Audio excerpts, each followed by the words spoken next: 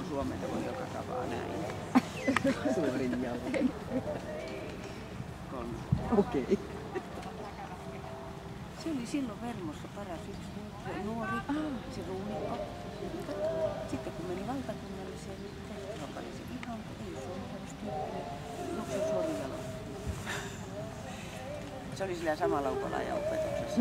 Ja hyvin, sitä pystyy nyt ajamaan, se on mukava ajaa.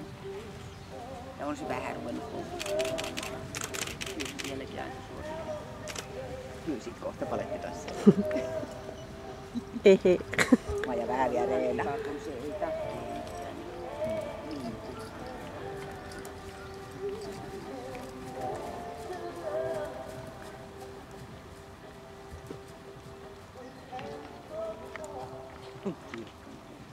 Kyllä se tulee sitten jälläkin aikamoinen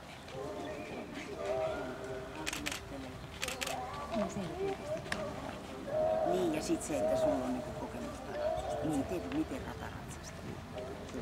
Se on niin eri asia kuin se eri liikkeet. Joo. Ihan oikeesti pilaa.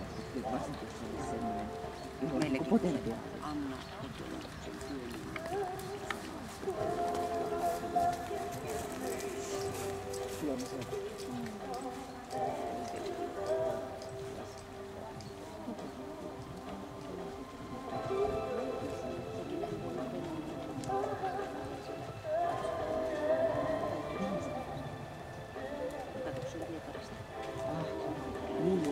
Meillä vaan täällä töissä tuolla Virosta, kun valmistui.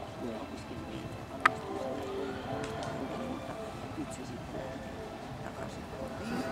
Kun sille sieltä järjestyy lääkäri tuttavat on sen klinikan ja keskuksen. Ne kävi just tässä alkuvuodesta, niin se täällä ne kävi Tampereella perustettiin kuntoutusta. Niin ne kävi siellä perustumassa. Paljon kiertäneet Eurooppaa ja katsoneet hyvin tyytyväisiä tuosta Suomen kanssa.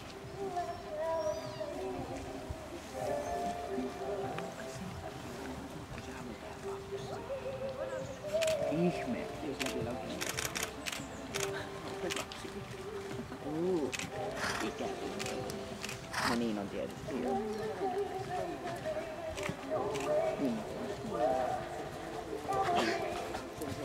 Opiskelukaveri, joka oli kansalle perheen, niin se jäi Suomeen, se löysi venäläisen nuorisesta. Ja ne on tehnyt muutoksia.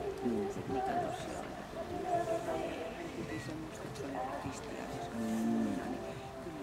Arvostelu hevoselle Loimihan Hilla. Käänsi on tahtikasta, aktiivista, saisi olla vielä matkaa voittavampi ja enemmän yliastustaa pisteet 6,25. Kävi on tahdikasta, tasapainoista, ei kuitenkaan venylisäyksestä, on kevyttä ja saisi olla irtonaisempaa, muoto on turhan sidottu.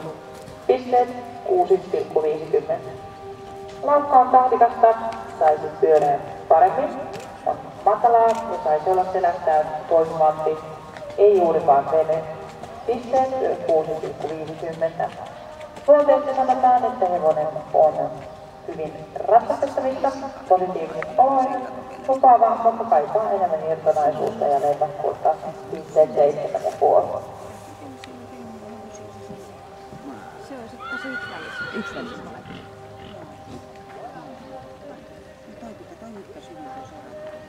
Joo, se oli Sarasala.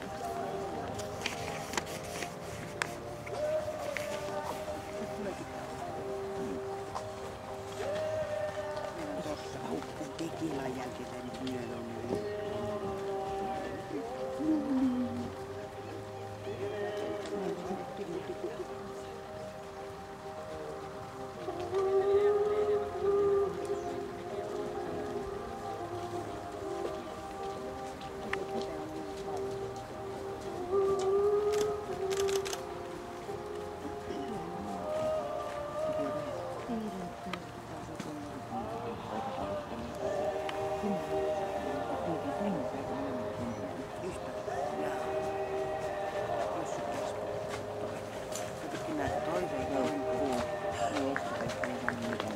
suorituksensa.